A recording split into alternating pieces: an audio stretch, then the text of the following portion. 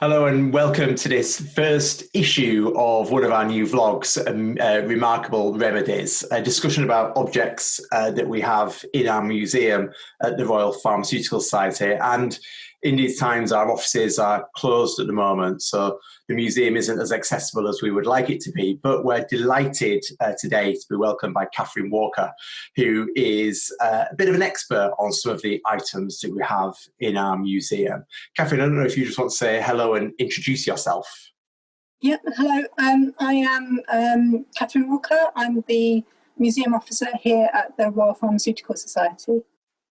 Hi, and I'm Robbie Turner. I'm Director of Pharmacy and Member Experience at the Royal Pharmaceutical Society. So, Catherine, I picked you up and introduced you there as being a bit of an expert on some of the items that we have in the RPS museum. Can you just give us a bit of background as to why I feel confident in saying that? Yeah, so it is my job to know about the collection, so I hope I should know a bit about it.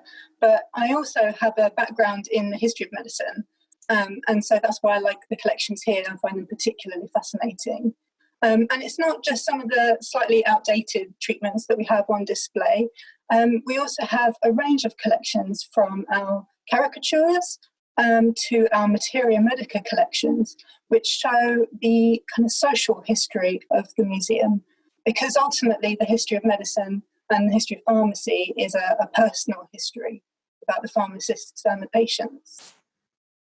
I really like that concept of this not just being a museum and a collection of items, but a description of our history as a profession that we're all at the Royal Pharmaceutical Society, and I know our members are really proud of. Just wondering if you could give me a bit more detail about some of those aspects. The caricatures sound really interesting. Yeah, so the caricatures are really interesting, and they're not always super sympathetic to the pharmacists. Yeah, I've seen that walking past a few of them. We don't come out very well in some of those pictures. No, but they do tell us about 18th and 19th century attitudes towards pharmacists, about how people didn't trust doctors, and at a time where the profession of pharmacy had very little oversight, it's not really surprising that people had this distrust. If I can show you an example, here behind my shoulder you can see a Rowlandson print, and this dates to 1814, and you can see the queue of people lining up to see the pharmacist, only to discover that there's a skeleton mixing a batch of slow poison. This gives us an idea of these anxieties, and it's long before the RPS published its guidelines on medicine, ethics and practice, so it really it gives us an idea of that sort of time period. And what were the anxieties? Why were people feeling that, that pharmacy perhaps was a place as depicted in the picture that you've shown us here? Well, the patient has to put a lot of trust in the pharmacist. It's not an area that most people would have expertise around. And before there was regulation, the chemicals that pharmacists were dealing with, things like poison, strychnine, there was always a lot of anxiety around these kind of potent medicines and how they were used, and there's an awful lot of trust that goes involved in that relationship, and an awful lot of people that were willing to abuse that trust as well. I think that's something we see, in modern time, isn't it? That placement of trust of patients and the public in healthcare professionals, and it's interesting to see that hasn't changed. I think some of the quality, obviously has changed. I just wonder a bit about, what types of things were people using as medicines? You've mentioned the poisons that perhaps many of us are familiar with, but I know from some of our conversations in the past, there's some of those perhaps more, even more strange ingredients. Yeah, that's where the materia medica collection really comes into its own. If I can bring up an example of that. So behind me is the Burgess collection. It was collected by a pharmacist named John Burgess in the 1700s. And it was a collection of strange and wonderful ingredients like woodlice or ambergris, which is kind of a whale fat. Some of these, the woodlice maybe not, but the whale fat definitely, were hard to come by, which would make the pharmacist much more sought after. If your pharmacist had all these rare ingredients, then you'd want to go to that pharmacist. You wouldn't want to go to the one that was just serving things that you could find in your own back garden. you can kind of see behind me that you'd go into the apothecary and there'd be all these jars of weird and wonderful things on the back wall. And I think this really gives me a sense of the pharmacists themselves kind of working away with these strange and wonderful ingredients. You can kind of picture them taking something off of the shelf, something strange, and scraping a bit off or peeling a bit off and then mixing that into medicine. So I really like this because it's strange, but it gives you a sense of the pharmacist and how they might work as well. And there's something quite strange about that. To be a successful pharmacist, you have to be a successful collector as well, a collector of exotic things. Yeah, definitely. And that's why these ones behind me are clear, but you'd often get the beautiful Delftware drug jars that you could see behind me at the beginning. They were beautifully decorated because they wanted to show off their ability to get these ingredients and their wealth. Because a wealthy pharmacist is a successful pharmacist. So, that's why you'd want to go to them. Okay, so it's like a demonstration of success and to attract new customers back in. Yeah. So you've been with us for a little while now, and I'm really excited because I know you've gone away and looked into one of your favourite items. And I must admit, when I saw what this was, it perhaps wasn't what I thought would be at the top of your list. So if you could just let people in on what you selected as your favourite object at the moment and give people a bit of a background as to why. Yeah, great. So before I bring up the image, I'm going to give you a warning that this image it elicits an immediate reaction, and you would be forgiven for having a reaction of disgust or fear. And here it is. So this is a wax sculpture, and it's called The Consolation of Pharmacology, and it shows a man covered in 18 different kinds of conditions, from eczema to scabies and ringworm, and it is quite a shocking sculpture. You'd be forgiven for having that immediate reaction.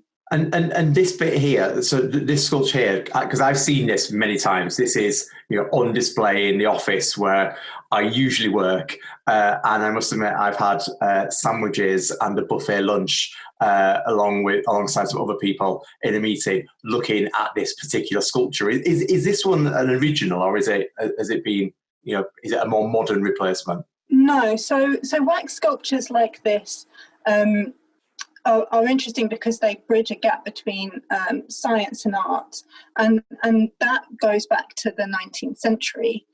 In the 19th century, people couldn't get hold of dead bodies to experiment on, cadavers. The use of cadavers in medical research was limited to executed criminals. And so there weren't really enough bodies for medical students to get their hands on. There weren't enough to go around. As such, wax figures, not unlike this one, would have been made very finely detailed for students to practice their anatomy on. A particularly famous wax sculptor was a man named Joseph Town. And again, he's a really good example of bridging that gap between science and art, because he made really anatomically correct wax figures, but he also won prizes at the Royal Society of Art for his pieces, because quite often they were really detailed and kind of emotive. Even though they would have been based on dead bodies themselves, you could see the humanity in the pieces. And I think this version, which is actually a modern version, is a good example of that. So this one was created by an artist called Eleanor Crook, and she specialises in these kind of medical sculptures. And I think if I show you another angle of this piece, you can really get a sense of the humanity of it. And you can get a sense of the empathy towards the patient. Because if you think about it, if somebody was actually suffering from all these different conditions, they would be in an incredible amount of pain and discomfort. And I think it's really important that this piece reminds us of the humanity, the patient behind some of these medical interventions. You can't help but notice the detail when you look at this sculpture, can you? And it's not just detail around the symptoms of those 17 diseases. It is, and you can see from this picture, can't you? It's things like the eyes And so the sculptor's taken, Eleanor Crook, who you mentioned before, has obviously taken real pride in making this a person, someone that you could, as you say, empathise with. Yeah, and I'd hoped we'd never find somebody with all 17 conditions, but even having one of these conditions, the humanity behind the people who are suffering from conditions is something that certainly comes out through this when you look at it and you get beyond that initial feeling of, oh my God, what's this? When you first look at it. Yeah, exactly. And actually, going back to kind of what this looks like and the gruesomeness potentially of this, I actually think it's a really positive piece, because all of those 18 conditions can be soothed and eased with pharmacological interventions. So, for example, this suppurating ear infection can actually be treated with clarithromycin.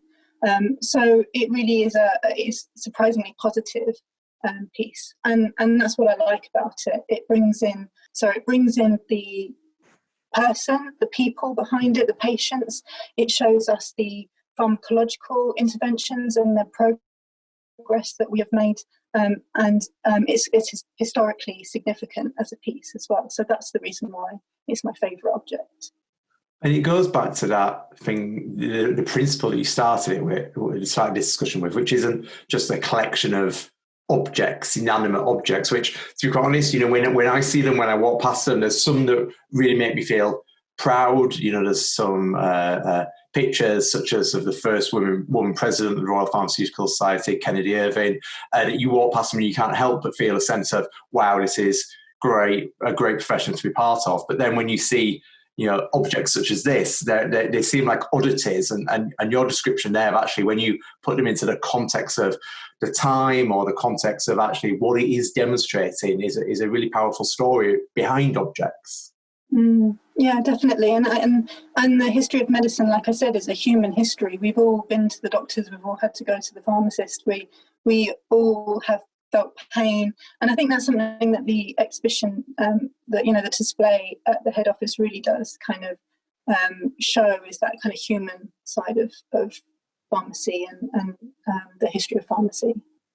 It's going to be a little bit of time, I'm sure, before we can invite lots of people back into the museum. So I'm sure in your research for this, you found some more items that we'd perhaps like to showcase. So I'm hoping, we said at the beginning this was the first in a series, so I'm hoping we'll have plenty more items like this to discuss in some vlogs for the future. Okay, yeah, so hopefully this will be one of a series of vlogs that we do that highlight some of the interesting aspects of the collection, because it'll be nice to showcase what we have in the museum while we can't be there physically in the building.